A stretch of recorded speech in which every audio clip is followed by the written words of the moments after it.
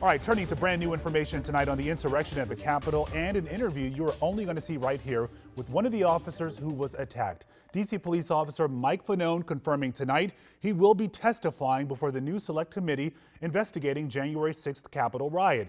Now, Fanone said he had zero hesitation about doing it, but he and Capitol Police Officer Harry Dunn told our Mike Valerio they're looking for more support from police unions to condemn politicians who minimize this insurrection. We just want more support. This isn't easy. This isn't easy at all, and we just want more support.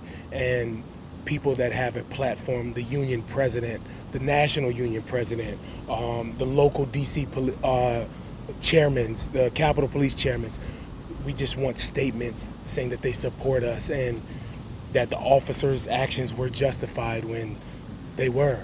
I felt that that we received some assurances that denouncements of statements would be made at the national level, as well as at the local level of, those who would seek to mischaracterize the events of January 6th.